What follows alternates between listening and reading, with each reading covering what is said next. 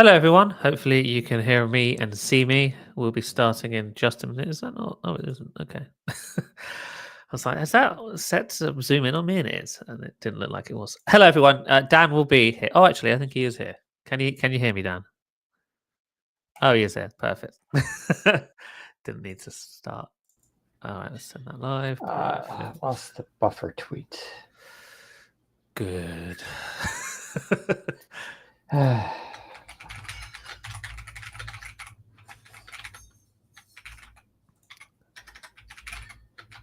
Sound and image sounds good. That's fantastic to hear. We will be starting momentarily.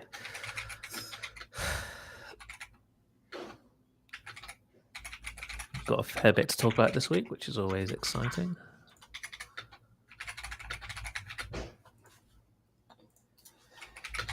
Yeah, just another 2 minutes. No worries. No worries.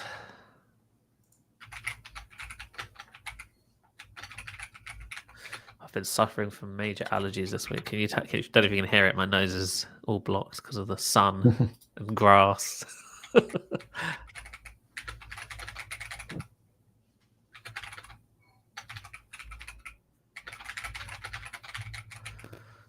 I love everything about summer except heat and nature. Yeah, you saw weather this week, and it dropped 30 degrees, about 25, 30 degrees in the last 24 hours, which is nice. No, yeah, we're supposed to have a really hot weekend, but then it's going to be back to not hot next week, or not super hot next week. Tacosaurus says, spent a few days deploying a few Windows 10 VMs just for documenting the issue enrollment flow. Yeah, no, I hear it's quite difficult to get access to in the Insider program. Hopefully, it's a straightforward process. Why is it blocking the what? That makes no sense. Can Windows 10 work as well as 11 if I have a 12th gen Intel CPU, especially for games? Yeah, I don't see why it would work any worse than Windows 11. I mean, I think Windows 11 has improvements for gaming, so you might actually see better frame rates on Windows 11 versus Windows 10. And there's no point, if you're already on Windows 11, there's no point going to Windows 10 at this point. All right, the tweet is out. Wicked. All right, we can start when you're ready. Yep, just like bring up my notes.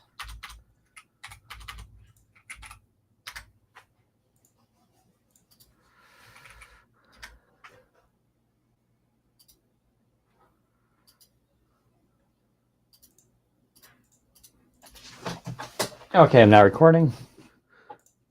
I'm now recording. 3, 2, 1. Welcome to the Windows Central Podcast, episode 371 for June 26, 2025. Hey everyone, Dino Rubino here, joining Zac Bowden for another exciting episode of the Windows Central Podcast this week. We got Windows 10 is technically almost dead, but it got a little bit of a reprieve this week, but there is a catch to that for all you still on Windows 10 who refuse to give it up and join the wonderful world of Windows 11 where the grass is greener. But we'll go through that news as well as the latest on Windows 11, including insider builds and some other stuff that's been happening, including Microsoft Edge. Dell has a new non-XPS XPS laptop. That's what we're going to call it. They're not going to be happy about that, though, but we'll talk about that. I think this is kind of the biggest news I'm really excited about. Xbox app will start showing games from third-party stores. This is a really big deal, actually, and I'm very excited about it as someone who enjoys Steam. And then finally, we'll wrap up with enterprises prefer ChatGPT over Copilot, which is perhaps not too surprising, but is obviously not great either. So we'll go through all that, what it means. How you doing on this? How you doing this fine Thursday there, Zach? Not too bad. I'm feeling a little stuffy right now because the weather's been great this week, which means my body has to shut down because there's pollen and grass all around everywhere. And so, yeah, I've been struggling. If you can hear that I'm sounding a little stuffy, that's the reason why. But other than that, I'm all good. How are you? Not too bad. We briefly lost our power just before this podcast You did. started, which was not the greatest timing, but had to do with they're swapping out our meter or something like that. So, Yeah. but we're back, and hopefully everything will stay up, and hopefully my camera will stay up. But we'll see about that one. So, anyway, let's get to it. I guess tell us the big news this week from Microsoft regarding Windows 10 and what's happening there. Yeah, so I think it's fair to say we've been expecting Microsoft to make an announcement regarding Windows 10's end of support at some point over the summer. They sort of announced earlier this year or late last year that they were going to allow consumers to enroll in its extended security updates program, also known as the ESU program, for the first time ever. Up until Windows 10, the ESU program was almost always reserved for enterprise customers only. They did an ESU program for Windows XP and Windows 7, I believe. They never did one for Windows 8 because nobody was using it anyway.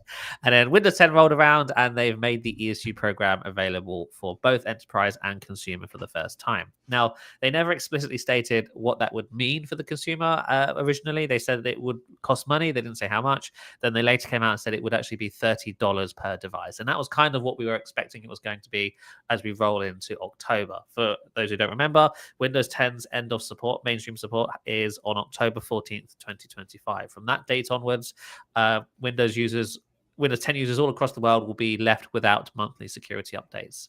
Except there's a little bit of a caveat to that now, because this week Microsoft announced that they're actually going to make the extended support updates program free, depending on if you meet a certain criteria. So there's a couple of things you need to do if you want to continue getting access to security updates on Windows 10 for free post October 2025. The main thing is you have to be signed in with a Microsoft account. Well, technically not with the local account. You have to sign in to the Windows backup app with a Microsoft account and then go ahead and sync your PC with Windows backup. So as long as you back up your PC to the cloud to OneDrive with a Microsoft account, you will be eligible for continued security updates on Windows 10 until October 2026. So essentially giving you an additional year of security updates on Windows 10 for free. And so that's the big news. If you are a Windows 10 user and you don't want to move to Windows 11 or buy a new PC and you still want to remain on Windows 10, you now have an option of doing that safely for free. It does require you to set up Windows backup and sync it with a Microsoft account. But that's a small ask, I think, for a lot of people who either can't or don't want to move on from Windows 10 at this very moment or later this year. They have another year to think about getting off the platform. Who knows what the scenario is going to look like in October 2026? The ESU program technically lasts 3 years, but consumers only get access to it for 1 year. Microsoft wants all consumers off Windows 10 by the end of October next year. And so this additional year of updates is sort of a nice, I guess, we're on the runway for taking off to move to Windows 11. That's how Microsoft is viewing it, because I think the reason why Microsoft has made this a requirement is, one, they obviously want you to use a Microsoft account, and two, if every user prepares their PC as a backup, when they do eventually move to Windows 11, that process is going to be seamless. They don't have to worry about moving all their files and apps. It's already been done. They already set it up a year ago. Windows has been constantly backing up since then. And so that should make moving to Windows 11 easier for people who eventually finally do that. There's actually another method that Microsoft has announced this week as well for getting updates for an initial year. Of course, you can still pay $30 if you do not want to add a Microsoft account and sync your PC to the cloud. You don't have to. You can either pay $30 or, this is the other new option, you can give them 1,000 Microsoft reward points, which is hilarious. Reward points, for those who don't know, you sort of earn them over time just by using a Microsoft account. If you do Bing searches, if you buy things from the Microsoft Store, whether that be games, apps, hardware, in-app purchases, you earn points for it. And now you can actually put that towards an additional year of security updates for Windows 10. It does sound hilarious, but it is true. And so you don't have to sign in for a Microsoft account or pay $30. You can give them 1,000 Microsoft reward points. And if you have been using a Microsoft account for a long time, you likely have a few thousand reward points sitting around, even if you didn't know you had. I actually have, I think, 13,000, and I didn't know I had them. So I can enroll 13 different Windows 10 PCs in for additional a year of security updates, which is kind of nice. And for those wondering how much 1,000 Microsoft reward points is worth, it's absolutely not $30. It's maybe $3 at most. So it's essentially another free way of getting access to the ESU program. So all in all, this basically means Microsoft is extending Windows 10 support by an additional year, while not technically doing it. So mainstream support still ends this year in October, and what that means is they will no longer provide technical support, they will no longer issue bug fixes, and they will no longer issue new features. The ESU program is for security updates only. So these will not address bugs. If you discover a bug in Windows 10 post October 2025, Microsoft will not fix it or is under no obligation to fix it. They are only obligated to give you security updates through the ESU program. Which is necessary if you're using a Windows PC connected to the internet, because if vulnerabilities are discovered in the Windows kernel between October 2025 and October 2026, if you're enrolled in the ESU program, there's nothing to worry about. You'll get updates that will patch those vulnerabilities, and you should be good to keep using Windows 10. If you choose not to enroll in the ESU program, you will be left out in the wilderness, so to speak. If a vulnerability is discovered, you won't get an update that addresses it. So any sort of software could come by your PC and attack that vulnerability if you're not careful. That may not happen right away. New vulnerabilities may not be discovered, but in a lot of scenarios they are, and so you should be careful if you are choosing to remain on Windows 10 without ESU going on beyond October 2025. So, Dan, what are your thoughts on all this? Do you think this is the right move? Do you think Microsoft is sort of squealing a little bit because it's clear that there's still going to be over 500 million Windows 10 users running that platform by October 2025? What do you think is happening here? Yeah, I think, well, it gives them an opportunity to make a little extra cash. $30 is, considering most people don't technically pay for their license, or, it's part of the PC you bought. So collecting an extra $30, I think, is, not trivial and could add up to something. So I think that's probably a smart move. I think offering it for an extra year is a good idea too. At some point, though, they're going to just have to, cut the tie, and you can only give people so many warnings, right? It's just like, all right, well, you're on your own now. We gave you many years, and then we told you, and then we extended by a year, and you still didn't listen. So if your computer stops working or has software issues, or you get a virus, it's on you. And I don't feel bad about that. Not to mention, you have the other group of people, that smaller percentage, very tech savvy, who are just going to figure out how to get Windows 11 on the device anyway, and will just do that. So, I don't think that's too big of a deal. I'll say for the record, I have 115,000 Microsoft points, and Wow, that was after I redeemed 100,000 like a year ago or something. Yeah, so I think it's kind of cool that you can use your Microsoft points. This is mostly a US thing. I know, Zach has points too, obviously, but I use Bing and Copilot all the time. And so I've racked up a lot of points over the years. And it's actually a cool program. You can redeem it for gift certificates and buying things. And some of my points every month get donated to a animal rescue that I support too. Yeah, so you can do all sorts of kind of cool stuff with it.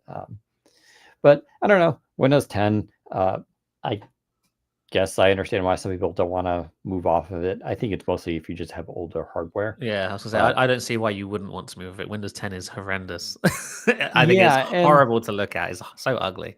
If you have a laptop that came with Windows 10, you're really kind of missing out on some really huge innovations that have happened over the last couple of years.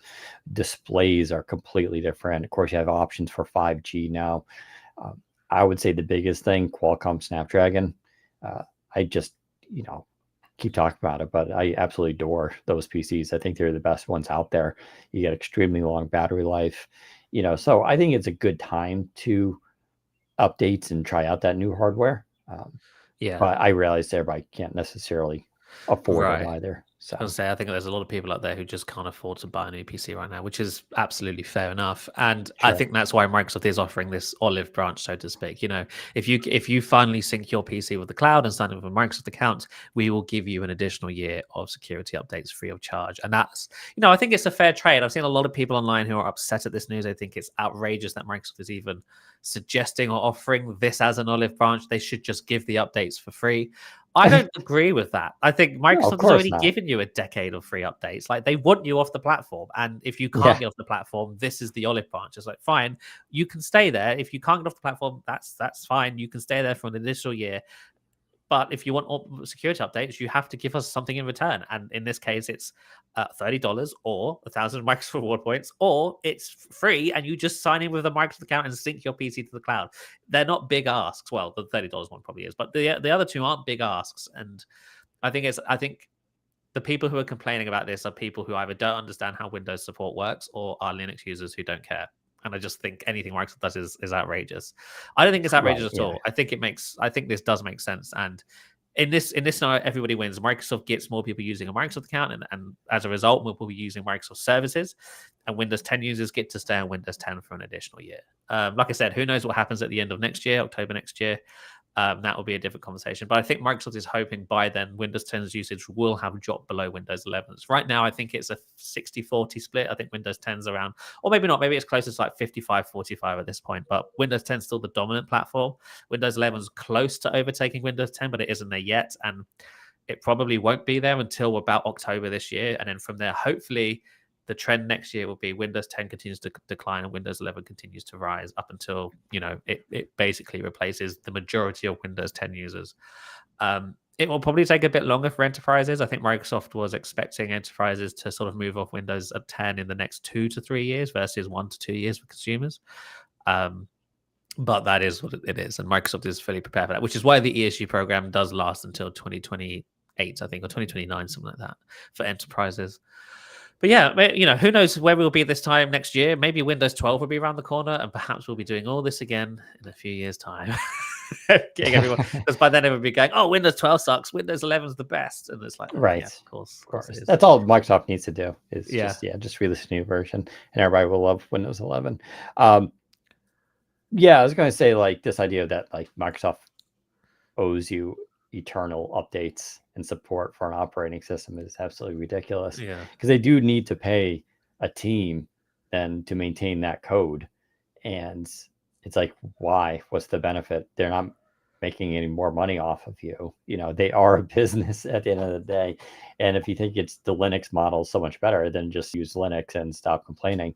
I mean, could you imagine if Apple stopped support for hardware or operating systems at some point, or chips? It's like they do it all the time. It's like, this is just business. I get if it was like the operating system was 3 years old, but it's not. It's very old at this point. Like, we still had Windows phones. So, yeah, we did. That's crazy. Like, that was a very, very long time ago. So it's like time to move on. Yeah. And Windows 11, I think Windows 11 is great. I feel like there's a lot of hate for Windows 11 online, but I think that hate is sort of mixed up with just hate for Microsoft in general. Just a lot of people don't like Microsoft, and that's fair, I'm sure, whatever. But I think Windows 11 is a better version of Windows 10, and I don't understand people who disagree with that. Some people say it's slower, some people say some people have their own issues with it. They don't like how the taskbar can't be moved to the top of the screen, whatever. Yeah, there are some differences between Windows 10 and Windows 11, but overall, I think Windows 11 is a better operating system than Windows 10. It is an improvement on that platform in almost every way. In the few minor areas where it's a step back, they're minor, and I don't think they are enough of a reason to not move to Windows 11. I mean, there are third-party apps to enable stuff like moving your taskbar around that costs like $6, if like it's that important to you. So it's just like, I don't know. I would, again, pushing the ARM thing with ARM64, not always the hardware better, longer battery life and less heat and all that kind of stuff, but like Windows 11 is better optimized for it across the board at the OS level, as well as the software can run and everything like that. So I think there's that as well. But I've also seen people saying things like Windows 11 has more ads and stuff. And I went back and installed Windows 10 just for the news earlier, so I could get a screenshot of the Windows backup app on Windows 10. And that platform isn't any better. It's exactly the same. It's just uglier. All the ads are still there. They're still in the settings. They're still popping as notifications. They're still in start. They're still in search. It's just all uglier. So why not move to Windows 11? At least the ads look nicer. Like, I don't understand why people are. That's the reason they don't upgrade. Windows 10's no better. It all started on Windows 10. Like, that's why Windows Right. 11 is like this, because Windows 10 did it first. And so, yeah, I think people's arguments for not moving to Windows 11 are weak, and that might be another editorial I write soon. Like, stop crying over Windows 11 and get on with it, because it's like, come on, guys, we're grown ups now. Let's move to the new platform. Thank you. Definitely. Okay, I guess we'll move on to some what's happening with Windows 11 this week with some of the insider builds and any new features. Yeah, so Windows 11 got a whole bunch of new stuff in the dev and beta channel this week. The only notable thing, though, which we briefly want to talk about here, is a new recall app. Microsoft is already redesigning the recall app, and it has a bunch of new features with it as well. It has a new sort of design with a home page on it now. So when you open the recall app, no longer are you taken straight to that snapshots view with the timeline along the top. You get a nice sort of landing page with a collection of recent snapshots, as well as the top 3 most used apps and websites in the last 24 hours on your computer. So if you are, say you used, Word and Telegram and maybe youtube.com as a website, all of the snapshots that you did that were captured in those 3 apps and websites will appear as sort of like highlights in recall, and then you can click in there to see more of the snapshots and jump back to where it was you were looking at. It's a nice addition. There's some privacy concerns there regarding, is it right for the app to instantly start sort of showing off the most used stuff you've been doing in the last 24 hours? But again, this all ties back to the filtering options in recall. You can filter out certain apps and websites if you don't want them to show up in recall, and that will exclude them from this new homepage as well. So I don't see what the big deal is there. The timeline interface still exists. It's in a separate page now, so it is technically one more click to get to that interface, but I guess most people weren't using it that often anyway, so it doesn't really matter. So you go there, you click the timeline, and you still get the timeline with the scroll bar along the top, which allows you to drag back all the way up to 180 days or more if you've set it to connect snapshots indefinitely. So that's a nice addition to Windows 11. I've actually been really enjoying Recall. I was talking to Kel, who's on our team, about it. He was asking me, he hasn't used it yet, is it worth it? I said, absolutely. I said, obviously, unless you work for the CIA or something, I think you're probably fine. You don't have to worry about the privacy aspect. Nobody's coming to steal your computer.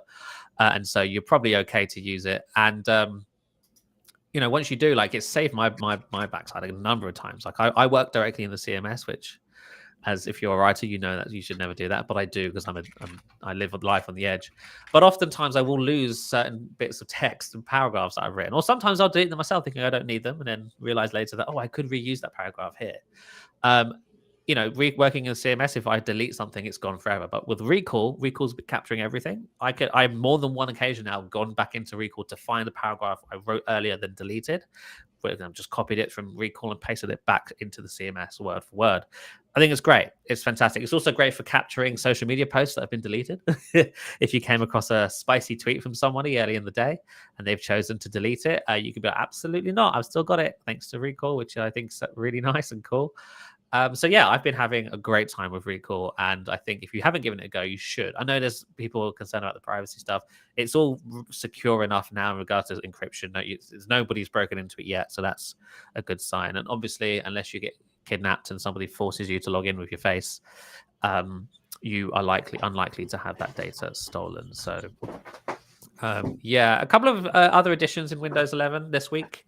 They've added the ability to move the hardware indicators on your screen. So hardware indicators refers to the volume bar which appears when you press the volume rocker on a device, as well as the brightness, and there's a couple other things that appear there. By default, it's the bottom center of the screen, so just above the taskbar, but you can now move it to the top left or the top middle. I don't know why the top right wasn't an option, but top left or top middle. That's kind of nice if you're using, say, a Surface Pro, for example. The volume rocker, I believe, is on top of the device on the left side, so you can now match the UI with where the buttons are, which is kind of cool. Don't think it does it automatically, but you can manually go in and set it to appear there, which is kind of cool. And so that's basically all the big stuff in regards to new features in testing with the Insider program. The actual big news is in regards to security and the blue screen of death specifically. So Microsoft announced today that the blue screen of death is dead. They're removing it from Windows. They already sort of announced that they're redesigning it, but now they've outright confirmed that it will no longer be blue. it's now going to be black. So it's still the BSOD screen, but it's no longer the blue screen of death. It's now the black screen of death. And it's a much more simplified interface. It no longer has the sad face with the QR code and all that text and whatnot. It's just a simple statement in the middle of the screen that says your device needs to restart or needed to restart because of an issue, blah, blah, blah. And then it will say below that, the error code that in text, not the QR code, just an error code, and then it would tell you what system file failed or driver failed, and it's black. That's all it is. So it now looks like an update screen, and I think that's deliberate. I think Microsoft is trying to make this screen less iconic because the last time that screen was plastered everywhere, it gave Microsoft a bad name, and they don't want that to happen again. And so they're trying to move away from the blue screen of death. They want it to be not as loud and obvious that it is a Microsoft Windows product that has failed, even though technically last time, obviously this is all in response to the CrowdStrike stuff that happened last year. Last year, that was not Microsoft's fault, even though the media ran with it being Microsoft's fault before they had to issue corrections saying, actually, no, it wasn't Microsoft. Microsoft, I believe, stock market, even Microsoft's share price dropped a little bit when that scenario was taking place. And Microsoft wasn't happy. They just were not happy that they were being blamed for this. But it did shine a harsh light on the sort of shortcomings of Windows as an operating system when it comes to cybersecurity and all the access these cybersecurity firms have to the operating system to the point where they can take it down. And so Microsoft has also announced changes to how it works with cybersecurity firms. And they're making it so that these antivirus and security endpoint softwares can no longer operate at the kernel level. So ideally, this alone should stop most of these cybersecurity softwares from being able to take down the operating system for a faulty driver or update. Microsoft is also telling these cybersecurity firms to make use of deployment rings. So deployment rings will allow these companies to issue out updates and roll them out gradually, kind of like how Microsoft rolls out new features and updates on Windows itself. So if CrowdStrike or some other cybersecurity firm, McAfee, issues out an update, they do it via ring. So they'll do like a very small ring at first just to make sure that it's not destroying PCs. And once they confirm that's the case, then they can gradually roll it out further and further. If at any point they discover that the update is causing an issue, they can pause the rollout, and therefore there shouldn't be a scenario where there's a global rollout and PCs across the world start blue screening or black screening in this case going forward. And then the other thing is, what is it they've announced? Of course, the quick machine recovery, which we talked about before. One of the big issues with the CrowdStrike stuff last year was that it made everybody realize that once a PC hits the blue screen of death and reboots into the recovery environment, there's no real way to save it from there unless you're at the device physically to sort of manipulate it and get it back into a working state. Really difficult to do that if you're remote or your PC is far away from your headquarters or something. And so quick machine recovery should allow Windows to attempt to repair itself without an IT admin having to sort of get their hands on the device physically to do that. I think Microsoft can issue fixes straight through that, and the recovery environment will actually search for fixes on its own and try different recovery methods to get back into a working state. So all of this. Oh, there's one more thing as well. They also announced that with 24H2, the crash dump that it now generates faster, and so the actual blue screen should be on screen for a shorter amount of time. And so one of the issues I think Microsoft had with last year, because the blue screen of death was on screen for so long, people had time to take pictures, and obviously that didn't help the disaster scenario that was falling out. Yes, we can, Dan. Sorry, Dan's camera has frozen. So yeah, we're just going to pause while he fixes that.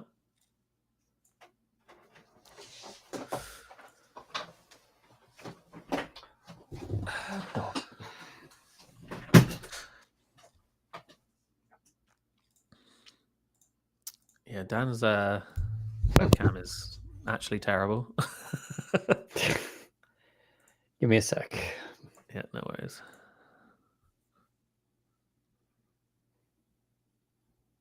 Kevin's asking, how do we remain on Windows 10? Is there a write-up? There will be when the experience starts running out. Essentially, you will see a button in Windows Update that says enroll your PC in the extended security updates program. You click on that and you follow the instructions and your PC will be set.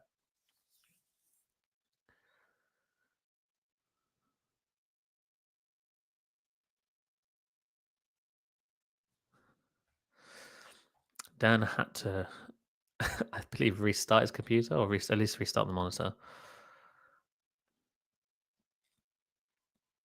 I hope that means. Well, I bet that means his recorder has crashed. Damn it! Every week there's some issue.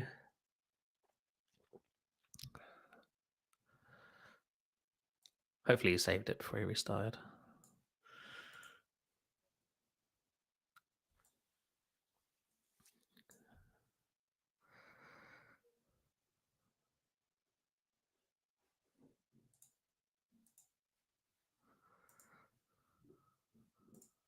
Ooh.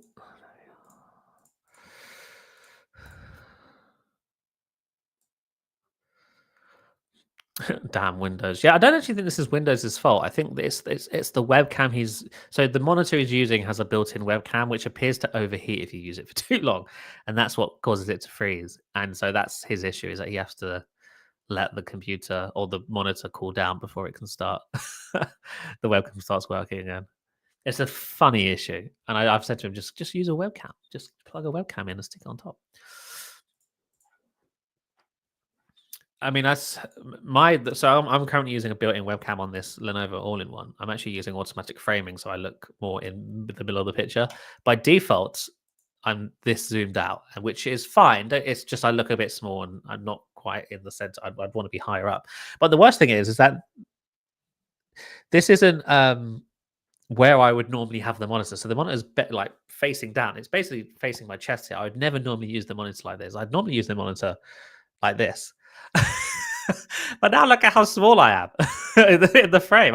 For some reason, the camera is angled way too high, and so for me to look natural in the picture, I have to push the monitor all the way so it's facing down to as much as it can on the stand, and then I have to turn automatic framing so that the camera will zoom in on me and make me look centered. It's such an idiotic problem. Actually, it's not even working now. Come on, there we go. And that's even then. I would rather my head be a bit further up here, but this is as best as I can do. So everyone is suffering from webcam problems, and I feel like that's been the case since 2020 when the pandemic hit.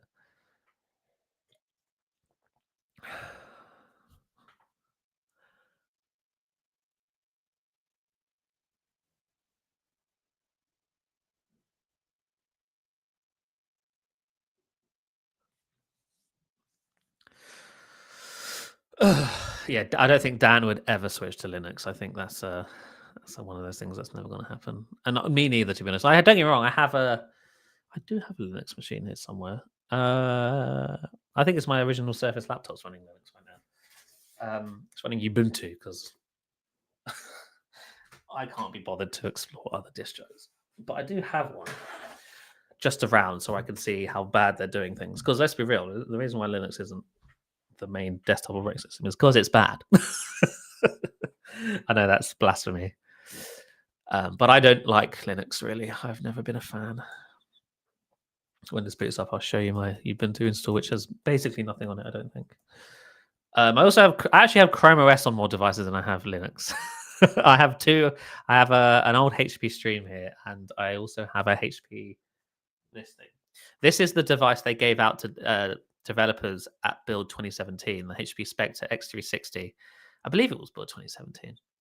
It's a lovely flagship device, or was at the time. Beautiful aluminum chassis and excellent keyboard, nice display. And it runs Chrome OS now because actually it works really well on there, and so that's really nice. Dan's back. Welcome back. Thank you. Did you save your recording before you restarted? I did save that. Oh, thank goodness. Okay.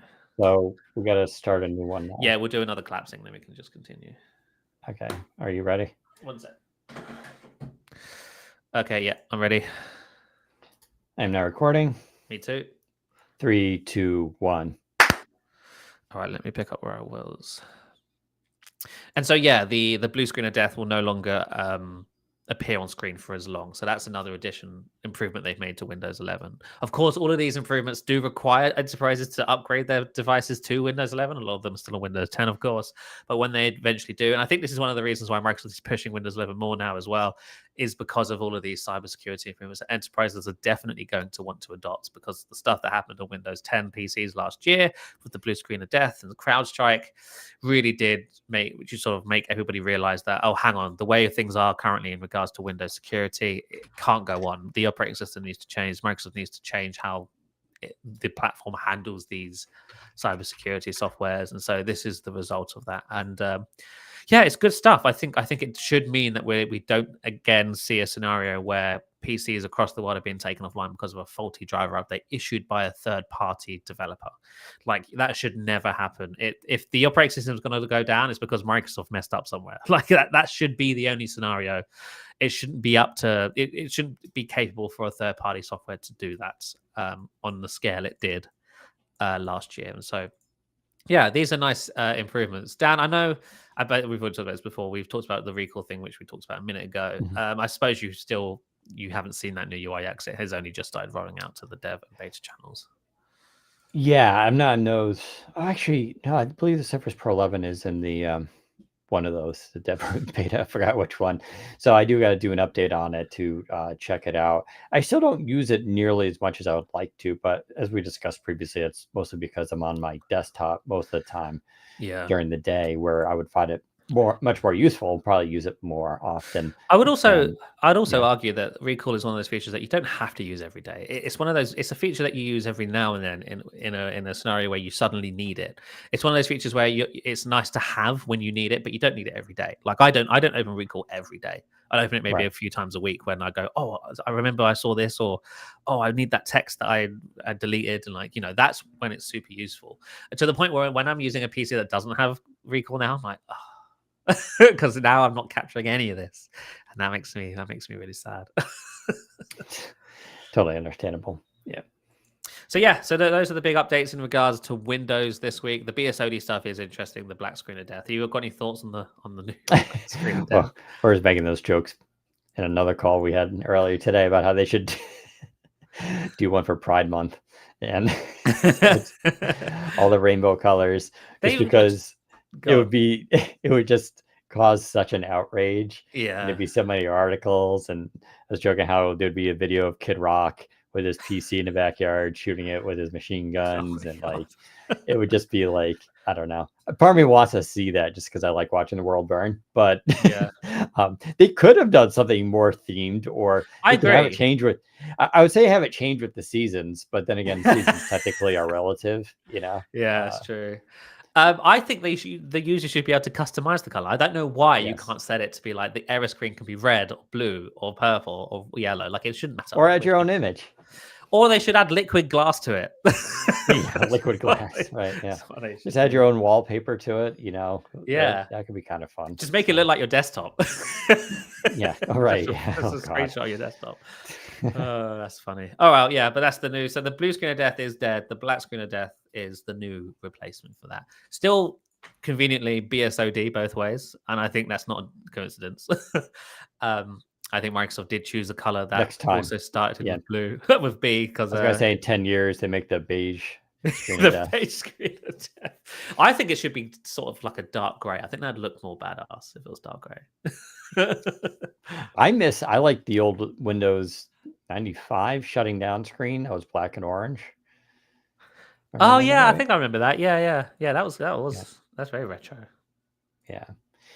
Anyway, the only other news I was going to just talk about briefly was the an Edge. Yes. And I don't know. I enable a lot of flags in Edge, so I don't know if it's an A/B test they're doing, or if it's because of a flag I enabled, or if it's a flag I enabled and now it's A/B. I don't know. But anyway, when I'm watching a video and I hover my cursor over the display, I get up to 4 options now. I have the picture-in-picture option, and then I got the enhance option, which is one of my favorites. They said they're going to get rid of this, and I hope they don't.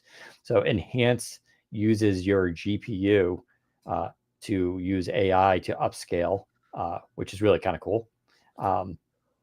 Actually, maybe I should turn that off. Maybe that's what's causing the crashing. Probably. And then, there's a summary now icon that some people have. Although I've seen on some computers and not on others that I have. So that may be an A/B testing, but it's a little icon. So when you're on YouTube, you can, instead of watching the video, you would just hit that, and Copilot will basically watch it for you and give you a summary of the video, which can be problematic, I guess. But everything else is using AI, right? And now there's a fourth one that just says translate audio and uses their same icon that's in their translator app, and it's pretty cool. Basically, I threw on a Spanish video. It's only certain languages are supported right now, Spanish being one of them. And you hit it, and it takes a second. It says like, please wait, and it gives you live audio translation of the video you're watching, and it sounds really good. It's not like robotic or anything like that, right? It's very natural speaking. It's pretty fast. And I watched a video that was teaching Spanish, so they had the subtitles at the bottom, so I could kind of verify, and it seemed pretty accurate. Now, how does it work for really fast speech? All that I have to try, but I think it's a pretty amazing feature. Obviously, this stuff is in phones now, right? It's Samsung does it, and Google does with the Pixel, and Apple's doing it soon too, where you can do live translations on a phone call, which is wild. But yeah, this is I don't know. I like all these little features that they're building into Edge. So Yeah, very, very nice. Right, let's move on and let's talk about some Dell hardware. So Microsoft Dell finally announced the replacement for the XPS. So if we cast our minds back to, I think it was last year, Dell announced that they were rebranding their entire laptop lineup. Or was it just laptops, or was it their entire portfolio? no, it's everything except for Alienware. Right. Yeah. So it's Tower PCs and stuff as well, right? So Yes. everything is under a new branding system, and it's Dell. So that Dell's the brand, obviously, but now we have different sort of tiers of category of products. So we have Dell Pro, Dell Premium, Dell Plus, I think it is. And there's also like things like Dell Pro Max and Dell Premium Pro or Pro Premium. Like it's actually quite confusing now. And so XPS is now also getting that treatment. So this week they announced the new XPSs, which are now known as the Dell Premium laptops. Yeah. At least when it comes to these, the names are pretty simple. It's literally Dell 14 Premium and Dell 16 Premium. That's right. Which is, pretty straightforward. You got Dell, you got 14 being the screen size, and Premium telling you that it's the expensive one. So, luckily, there will be technically numbers associated with these. Like if you were to put into parentheses, just so that there is like a specific model number, obviously. But in terms of overall just general branding, yeah, Dell 14 Premium, Dell 16 Premium. That said, they look just like the Dell 14, the Dell XPS 14, and the Dell XPS 16. Yeah. So. Yeah, they've not done any major redesigns to it. No major redesigns, which is fine, right? So when they were doing XPS designs, they're very conservative. Outside of changing something that people really complained about, or they couldn't do something about at the time due to technology. I'm talking here, especially with the XPS line, how thin their bezels were, and webcams. So if you remember, they did have a webcam below the display at one point because they couldn't have enough space. But once the technology was there and they figured out how they could do it, they did move it back on top, so stuff like that. But for the most part, when they come out with a new design for a laptop, and the XPS 14 and 16 were brand new designs, they keep that design for a good 5 years usually. And what's crazy is their designs are so forward leaning that even 5 years later, they still look pretty futuristic. So this has the zero lattice keyboard, they call it, which basically means there's no gaps between the keys. It's very minimalist, right? There's like the touchpad is built right into the deck, and there's no demarcation of where the touchpad begins and ends, which freaks people out until you use it, because it's such a large haptic touchpad that you don't need to see it. It just works for you. But people see a photo of it and they're like, well, what's going to happen? I'm telling you, like they would have changed that if it proved to be a really big problem for users, right? But they didn't change it because it's not an issue. They also have the light up function keys, right? Which are like basically LED ones. I think those, I don't know if they have haptic too on those, but the reason they did that, people are like, oh, they were just doing it to look cool. And while they do look cool, no, the reason they did that was because by not having that row of buttons, they were able to get more height in the laptop, which allowed them to have Right. better cooling and more room for the battery and stuff like that. And it may seem like, well, how big is the deal of a couple millimeters of your keys going down? Actually, when you try and make an extremely compact laptop, which these are, yeah, it matters a lot, right? So they need every little millimeter. So, and I've said this before, like the only people that really care about those function keys like that are programmers, like who use them. And that's fine. Like I get it. It's part of your job. You need them and stuff like that. I, as a consumer, never touch those function keys outside of when first of all, screw function keys. I always set it to media keys Of when course. that's given an option as the default, right? So then I'm going to go hit like F3. It's going to control the brightness or the volume or whatever it's assigned to. So those are the only times I use those keys, and that's fine. So I'm totally okay with this. If you're a developer, well, sorry, this laptop isn't for you. So besides that, so for this year, yeah, the only other things you're doing is it's a refresh internally. So it's got now the Core Ultra 7 processors, but the second gen. So it goes to 255H or 265H. So these are the big boy CPUs, right? So the H series is their kind of top tier there. You can clock it up to 5.3 gigahertz or 5.4 gigahertz on the Dell 16.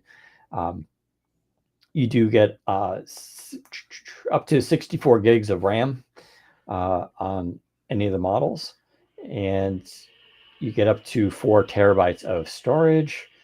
GPU wise, so the 14-inch can get Intel Arc graphics by default, or you can get NVIDIA GeForce RTX 4050 laptop GPU on board. The 16 can get a 5050, 5060, or 5070. So they didn't upgrade the GPU for the 14-inch, which is kind of interesting. But the 16-inch, which basically used to be what was the Dell XPS 15, because they phased that one out. You can get this thing with a 5070 GPU with 8 gigs of RAM, which is pretty wild. The displays are great. As always, you get full HD, save on battery life if you want. Yuck. Yeah, right. Or you can get their 3K display, which is 3200 by 2000. That's And better. that's for a 14.5 inch. The 16-inch is a 3840 by 2400 or 1920 by 1200. So same thing there. 70 watt hour battery, 99.5 watt hour battery on the XPS. The XPS, the premium 16. Yeah, and pricing starts $1649 for the 14 and $26.99 for the 16. So they're not cheap, but it is premium. I did review previously the Dell 14 Premium, what was known as a Dell XPS 14 last year. I believe it, pretty sure it was last year. And it was one of my favorite laptops because there are very few compact 14-inch laptops that look this good that also pack pretty powerful GPU. Now, I guess it would have been cooler to have a 5050, but the 5050s are literally just coming out now, so I don't know. And we don't know how they compare to the 4050. They are putting it in the 16 though, but the performance in this thing should be really good for at least for a 14-inch. It's going to be something that you can't really get anywhere else, especially with those Infinity Edge displays and all that other kind of stuff. Yeah, I don't know. It looks like a pretty great laptop.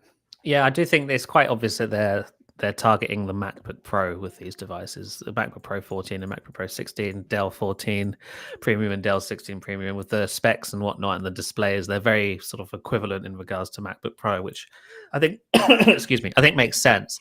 What is surprising is that these aren't Copilot Plus PCs, and that's not technically Right. Dell's fault. That's Intel's fault for offering Arrow Lake without an NPU that makes them eligible for Copilot Plus. So if you do spend money on these devices, they will, unless Microsoft changes how Copilot Plus works, they will never gain access to Windows Recall or Click to Do or any of that cool stuff, which is I think it's a major shame, and it's probably why I wouldn't buy one of these. Honestly, I realize a lot of people probably aren't bothered if it's a Copilot Plus PC, but I think over time, being Copilot Plus is going to become more and more essential for a lot of the AI stuff going in Windows going forward. and these not being there. I mean, people buy laptops to use them for 5-7 years. You buy one of these and then intend to use it until 2030, 2032, 2033. You're going to be missing out on a lot by then, especially it's a lot of Copilot Plus stuff. And so I think that's the biggest sort of issue with these devices. And Sure. could they have gone with AMD Strix Point or AMD Ryzen No, AI? No, no, they could have. I mean, I know what you're saying. They could have, like, there's no technical reason why they couldn't right, put AMD in there.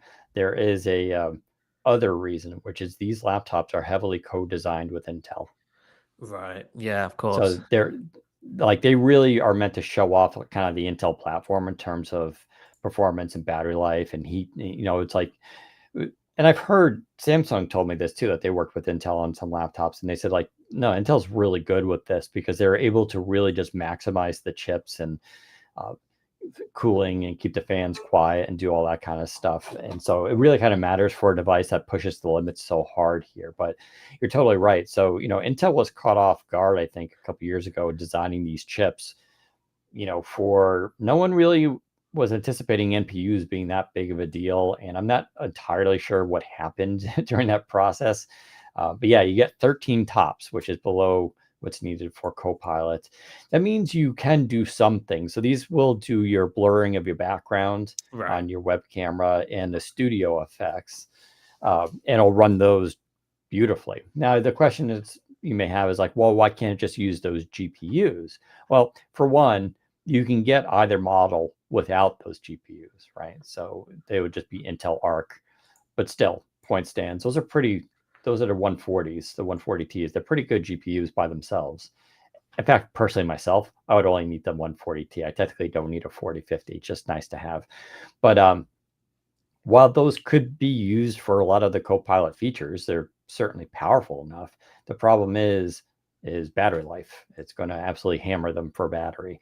And, it'd be almost like kind of running a video game all the time with your GPU. And it's just like, these are laptops that are meant to be mobile. And that's the beauty of the NPU is it barely uses battery life and it doesn't make a lot of heat and you don't need a lot of thermals. So while you could probably force a lot of that AI stuff for Copilot to go through those GPUs, it's going to result in pretty poor battery life, which then people would complain about. So, but yeah, I'm kind of with you on this. Not being a Copilot Plus PC, yeah, that's kind of a bummer. You don't get a lot of yeah. those cool features, and there are presumably more coming, right? So, Exactly. I do wonder if maybe because obviously this is just because of Arrow Lake, and like you said, that Intel was kind of caught off guard with the whole NPU stuff that in the last 12 or so months. I do wonder if Intel's next gen chip will have an NPU again capable, like its mainline chip. Because obviously they did have Lunar Lake, but the Intel's come out and said Lunar Lake was a one-off. They're not going to do another Lunar Lake type right. device chipset. And so Arrow Lake and whatever's after Arrow Lake will be the sort of path they go down. I do wonder if whatever comes after Arrow Lake is NPU has an NPU of more than 40 tops. If it doesn't, that raises the question, who blinks first? Is it the CPU makers or is it Microsoft? Because it goes either one or two ways. Either Intel deliberately chooses to adopt the NPU stuff and start building chips with 40 plus top NPUs, or they don't and they go, actually, we're not going to do this. And does Microsoft go, okay, fine, we will allow Copilot Plus features to run on, devices with a lower amount of tops and not just on an NPU? Or does it Microsoft go, fine, you don't get access to Copilot Plus? And in that case, who wins that battle? And if Intel does that, would AMD follow? Would Qualcomm follow on then with them? Yeah, I think this was just an, I don't want to say error, but certainly an oversight in terms of Yeah. chip planning and design. Because don't forget, like Intel was going through, they did the chiplet thing. Like they've had a lot of architectural changes to their chips over the last couple of years, and that was on purpose. They're doing things in the stages to get to a point where they can kind of compete with Qualcomm. Or specifically ARM64, and I would argue the Gen 2 stuff goes a long way towards that. You get really good, not only performance, but battery life with Gen 2. I still prefer Qualcomm in this case, but you can't deny that Intel's made huge strides, but some things have been lost along the way. And those NPUs, it is surprising that like last year, it's like, okay, I kind of get that, but it's kind of surprising in the year since that there isn't an NPU chip that could just bolt on, right? Yeah. Um, and like figure that out. But we're not chip designers and engineers, so who knows what goes into that. But it seems like that could be a solution. It's like, listen, we were caught off guard. These things don't have strong NPUs, but they can clearly build NPUs. They know how to do that. So like, why not have like an NPU that you can put on there, kind of like an external GPU, right? But maybe that's going to get away from the battery life. We don't really know how all this NPU stuff works, right, compared to like CPU and GPU in terms of what's required. But Yeah. yeah, Well, it's Microsoft's argument for the Copilot stuff, sorry, Copilot Plus stuff being NPU dependent is energy efficiency. The idea is yeah, these features run in the background on a chip that's more energy efficient so that they don't reduce battery life. And not only that, like they don't affect your CPU and GPU performance. If a gaming PC is trying to game, you don't really want recall running in the background, capturing all the screenshots on the CPU/GPU. You want to offload that onto an NPU so that your performance isn't affected. And that makes perfect sense, I think.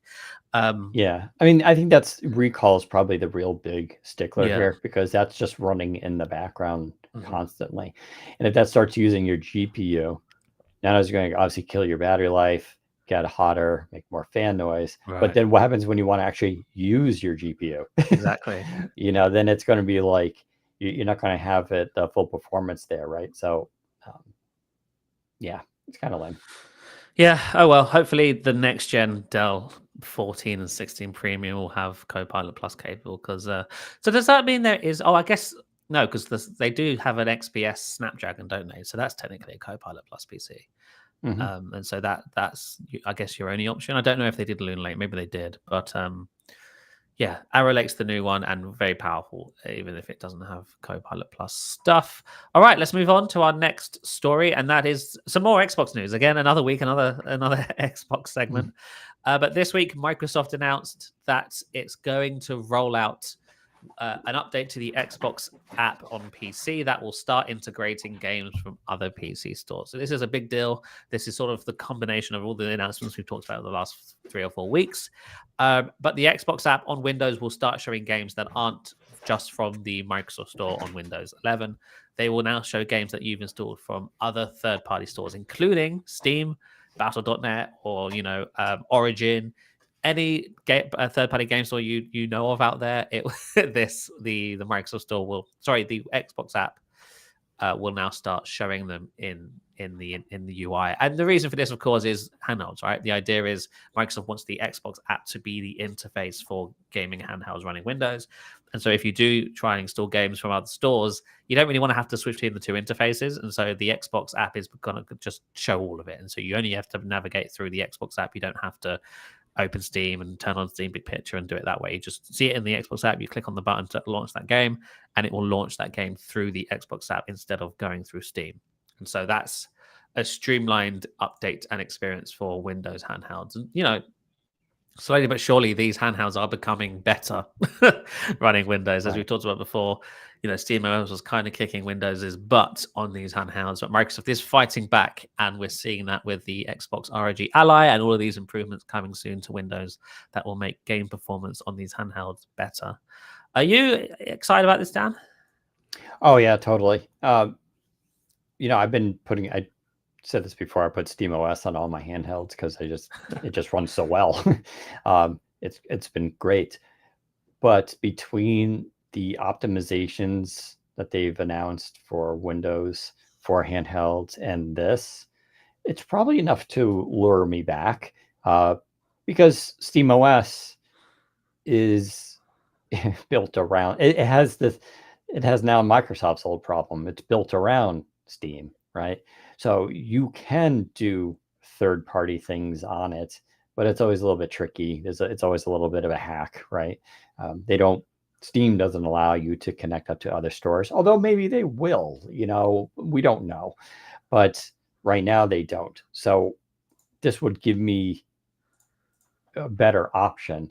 We've talked about how currently on these handhelds with Windows, how it kind of works is, first of all, it boots into Windows, but then it boots into Lenovo's launcher or Asus's launcher, which is customized, and that's like kind of like your Steam screen. And from there, they would have all the stores kind of built in. You only had to log into them, which Right. was a pain because you don't have a keyboard. And, at least some sites are getting better with this where they have a QR code or something, right? But once you log into them, it pulls in your library, and those apps basically did this. So when you look at your library, it was pulling in from Steam, from Xbox, from GOG, from Epic, whatever. And sometimes it would have like a little banner or something telling you where it was from, but didn't matter. You just would hit play and you would play the game, right? So there's already been kind of a solution to that, but this is more of a native solution. Obviously, this could also work on just general PCs. Uh, there's been apps that have done this before, but I think it's cool that um, it's being built in. I think the bigger question is looking down the road for next generation Xbox consoles. Is this related to that? Like, would my Steam games show up Right. there? Like, that's because we've been so much talking about these translation layers and how they're trying to make the consoles more like PC and all this kind of stuff and really kind of blur those lines. Like, could that happen? Because that would be pretty huge too. That would probably make me start using consoles a lot more as well. Yeah, I fully agree, and I do hope the next gen Xbox does allow you to run PC games because I think I said this in the podcast last week. The Xbox running PC games would mean PC games are its exclusives. PlayStation can't play PC games. Like, so Xbox suddenly has exclusives again, and it's PC games.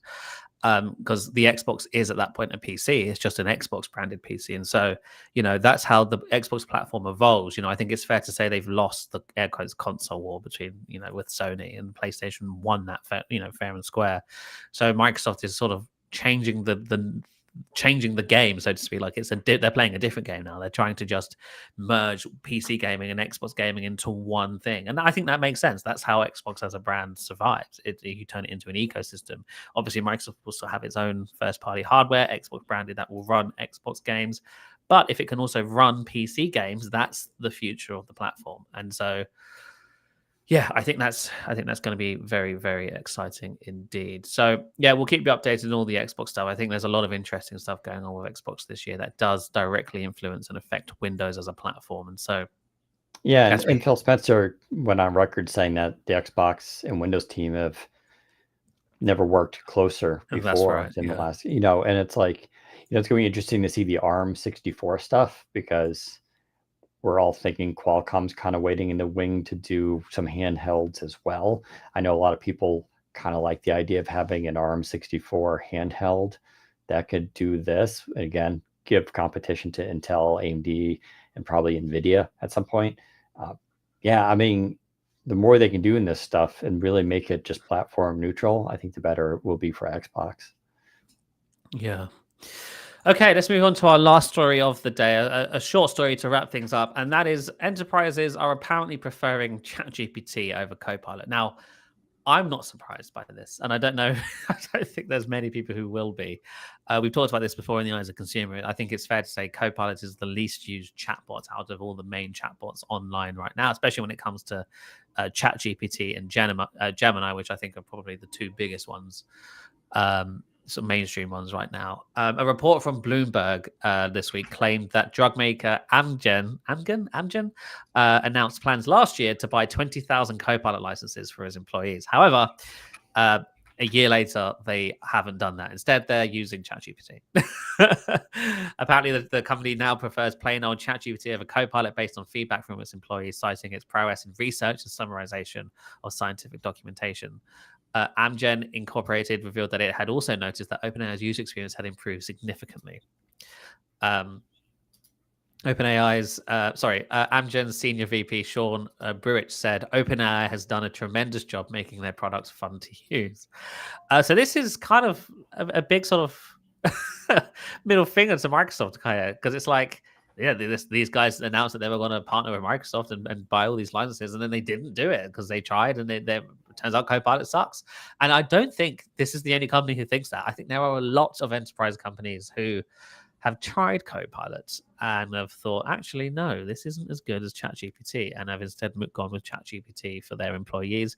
And I think that's what individuals and consumers are doing as well. I think people try Copilot and they go, yeah, thanks for trying Microsoft, but we're just gonna switch over to ChatGPT here. And I'm not surprised. I'm honestly not surprised if that is what is happening, because I I don't know what it is. It's not because I think Copilot is a bad chatbot. I think a lot of power users do think it is the worst of the sort of big three from Google, ChatGPT, OpenAI, and Microsoft. Especially with its big redesign that came last year, it became way less technical and way less willing to be technical and in depth.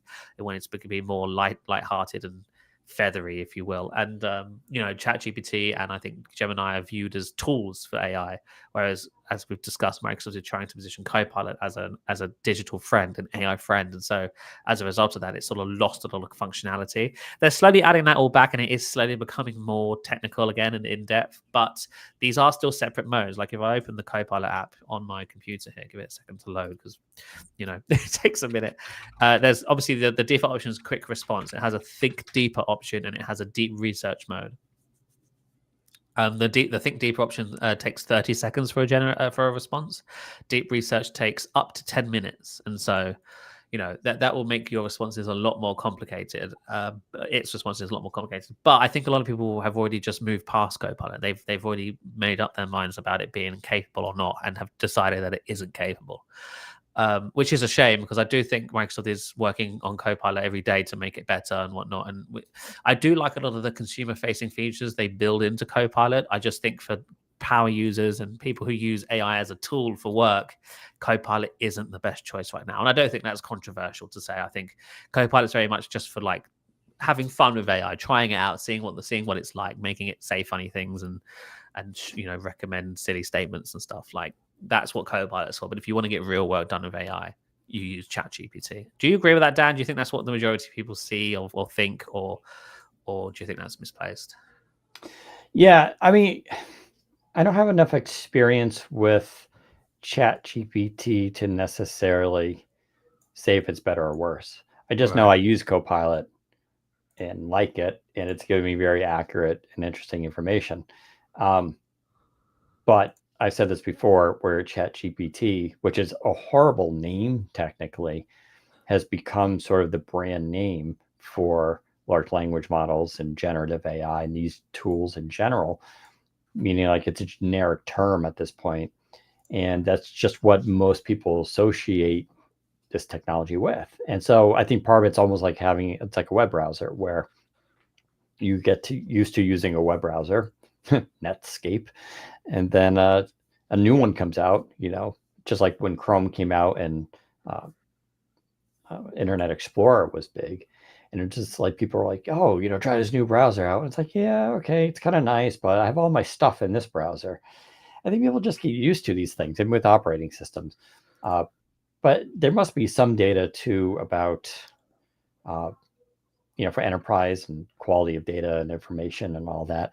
I think there's a lot to be, even for ChatGPT though, like when it comes to business, I'm not really sure how much these tools are necessarily helping at this moment, right? Right.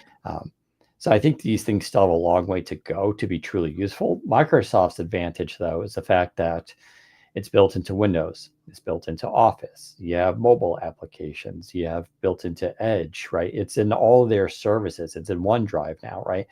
So they have that advantage, where ChatGPT will never have access to all that stuff. But there should be at some point where, it'll be creepy to people, of course, but where Copilot's going to know about your photos or wherever you travel to or where your phone is and all this kind of stuff. And that's something that ChatGPT and Google Gemini won't be able to ever compete with. But they're going to have enough people to use it, and they're going to have enough innovation, which I'm sure will happen, to make it really useful.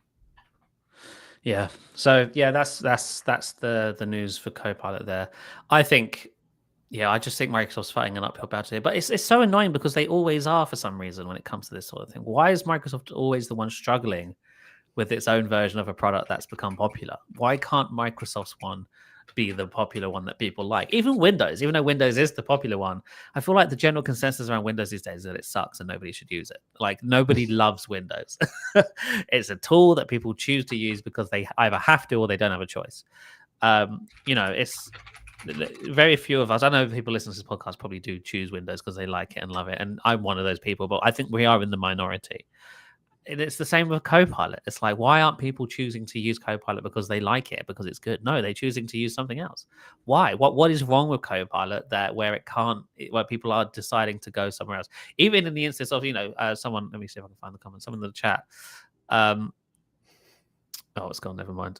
Someone was saying that ChatGPT 4.0 is limited in Copilot, which I don't know if that's actually accurate, but you definitely get more of it in Copilot. Same for things like generating video. It's free if you use. Well, it's technically not in Copilot right now, but I'm sure it will be. The Bing video generator is free, but people would rather subscribe to ChatGPT and do it through that. It's like, I don't understand why. I don't understand. Even when it's free, people don't want to use it. I just don't. Right. I feel a bit bad for Microsoft because they never seemed to figure out this stuff. And this is another situation where they were first to the market with a sort of. First to the market's wrong. They were first to mainstream ChatGPT, I guess, with Bing Chat. Bing Chat was using ChatGPT tech, but up until then, AI ChatGPT was very much like a tech bubble thing. Nobody was really using it unless you were a sort of diehard technology enthusiast or nerd, whatever you want to call it. Then Microsoft came along with Bing Chat, and then suddenly AI was everywhere. Everybody's doing AI now. People I know in real life have used ChatGPT who are not technology people. Like everybody's giving it a go at this point. And suddenly everyone's forgotten about Copilot. Like Microsoft started this massive trend and nobody remembers them. Same with HoloLens. HoloLens was doing AR and XR back in 2015. And now look at where we are today. HoloLens is dead and Apple has taken the crown, even though nobody bought their thing. Yeah, it would have been cooler. Not that I think they could have done it, but it would have been cooler if Microsoft could have bought OpenAI back in the day, Yeah, I don't think that would have been allowed from the regulatory perspective. Right? I don't know if it wouldn't be for the regulatory, just because there was no market yet. So for them to dominate, I think it just that the way OpenAI was structured and founded, and the people, like, I don't think it just would have sold. It's not a public company, so they can't do a hostile takeover or something. So I don't think it's necessarily an option, but it would have been probably their best long-term solution. But yeah, no, I think you're kind of right. I think though, they still have all these things still need at some point some kind of killer feature that makes it just way better than the other. Like for instance, when ChatGPT recently got the image generator, right? That was just like kind of next level for people, right? So, I mean, that's in Copilot now, but when that stuff happens, it makes people pay attention. Like, oh, I can do this thing exclusively there. So when or if Copilot can get some sort of exclusive AI feature that even OpenAI doesn't have, that is when. But even then, that'd be short-lived, right? Because I think whatever company innovates something, I think another company is going to just be like, everybody on this, and they're just going to make their own version. But if they can keep getting those wins, they can then command more attention. You raise a good point. Up until Microsoft is yet to make a big technological breakthrough on its own in regards to AI, generative AI technology, the behind the scenes tech that powers this stuff. Microsoft hasn't had a moment where it's been able to announce some revolutionary step forward in that area. Sure. Everything that Copilot does is basically borrowed from OpenAI. So OpenAI always gets the spotlight, the stage, the event to announce this new technological breakthrough, and then that gets funneled down to Copilot. And so, yeah, you're right. I think if Microsoft is able to come out with its own generative technology that does, leapfrog, was that the phrase? Yeah, leap over what OpenAI is offering with ChatGPT currently. That's when perhaps the balance will change. But until that happens, we're not going to see that change. And Microsoft, I think, has come out on record and said things like, we've got at least 6 months behind ChatGPT right now. It's clear Microsoft is working on its own version of ChatGPT that is, independent from OpenAI, but we're clearly not there yet. And Microsoft clearly doesn't view it as, comparable or, better than what's on the market currently, which is why, and Microsoft technically has no rush, but they do definitely, because they have this partnership with OpenAI until 2030, so they can continue using OpenAI IP until then. But by 5 years from now, people might have forgotten about Copilot if Microsoft doesn't start innovating with it on its own accord. Like they can't just kick back and relax with OpenAI for 5 more years. They have to start turning Copilot into its own competitor, because right now it's just a child of OpenAI, so to speak. And I think a lot of people just aren't subscribers to that. Why use the air quotes lesser version when they can use the real thing through OpenAI? I think that's how people view it. Raphael in the comments makes 2 points. Do you think it's more just about brand exhaustion? They put it everywhere so aggressively, as well as does Microsoft even have the talent to leapfrog? The talent question, yeah, maybe not. They do have a lot of good engineers. They're working on quantum, right, which could be a big breakthrough in this technology, especially as we head more towards the agentic AI. Like I said, I think the agentic AI angle, where the AI knows you more, might have a better chance with Microsoft, just because of all those access points where it can have all the information, which again, people are going to find creepy, but that's just the nature of this stuff. The only way AI will ever be truly useful is when it knows you probably better than you know yourself. And it's going to have access to all that data and be able to be truly useful. So I still think, but if we're just talking large language models and chat bots, then probably not, right? There's just so much back and forth going on there. So I still think that's Microsoft's advantage, and we're not there yet, right? We're still just entering the agentic AI phase right now. So I think there's still a long way to go. Don't forget, Microsoft already announced that they're going to be doing those custom avatars and icons for this. So there is definitely potential there. Regarding brand exhaustion, maybe, but maybe not. I could see the angle if you follow this tech and are reading about Microsoft and Windows regularly. Sure. It definitely feels that way. I think if you're just a regular consumer, I don't think it's an issue, because I think it's almost the opposite issue. I think most people just don't know what Copilot is. Like, we've joked around with some of our sister tech sites. We'll do battles between AI, and they won't even mention Copilot. It's just you guys, it's out there, right? So it's like, if tech people forget it's out there, what chance do consumers have? So I think it's exhaustion only from us because we follow it so religiously. I think regular people, though, probably it's the opposite issue. I think it'd be a better argument if we saw commercials on TV and billboards and all this kind of stuff of Copilot, right? But we haven't seen even that, not even close. There's not a single TV commercial showing this stuff off yet. And I think that's probably for good reason. Like I said, the stuff that these things are doing right now is cool, but it's not truly useful yet in the sense of what the potential is there for AI. But we'll probably get there very quickly in the next 48 months. Yeah. And so I think that wraps up our final story of the week. Is there anything else, Dan, that you wanted to bring up before we sign off? No, I think we're good. Perfect. Okay. Well, we're going to do some Q&A with the audience if there are any, but otherwise you can just follow us on Twitter and Blue Sky and Threads or whatever. Ask us questions there, or join us for the live broadcast, which usually happens every Thursday at 2 p.m. Eastern time on our Windows Central YouTube channel. And you can also watch the old video clips there, or just, say hi to us anywhere else on the internet, just not on Skype, apparently. So I forgot how Skype is dead now. It's so weird to think it doesn't exist. But anyways, as always, thanks for joining, and we'll talk to you next time. Take care, everyone. Awesome. So yes, if there's any questions, please do put them in the chat. We'll hang out and answer them. If there are no questions, we'll leave. Raphael says, does Microsoft even have the talent to leapfrog OpenAI? That's a good question. I answered that one. You did. Oh, sorry. My mistake. I could tell when Zach doesn't pay attention. Sorry, I was looking at Twitter. Yes. I will add, though, that, you probably said this, they have the money to, if they could have the money to find the talent. Just the question is, do they want to spend the money to do that? Well, the Windows Maps app is dead now, too. Yeah, everything slowly dies on Windows. Anything that even resembles Windows Phone is dead.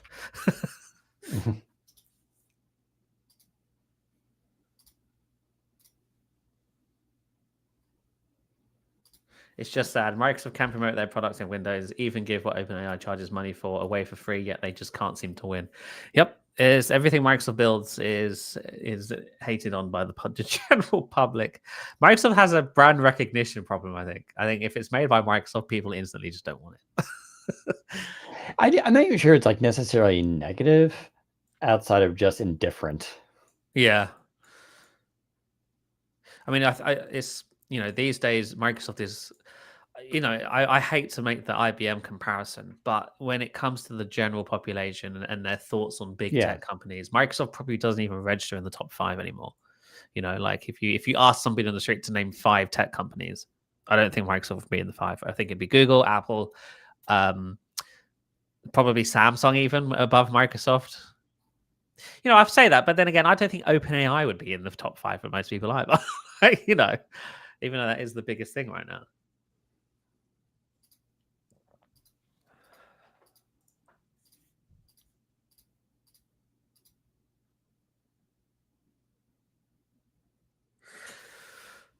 Right, if there are no questions, we will be heading off. So last call to put them in the chat.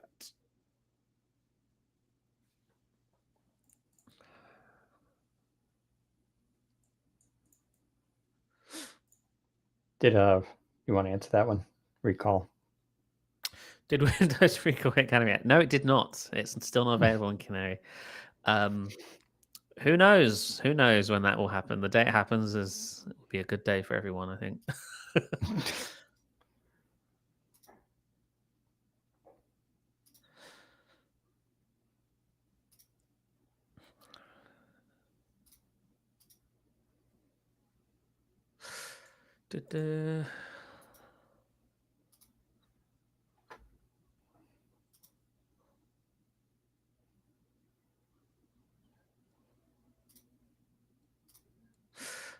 Okay, let's see. Yeah, I think we're going to call it there, everyone. Thank you, everybody, for tuning in. We'll be back hopefully next Thursday. Follow us on Twitter.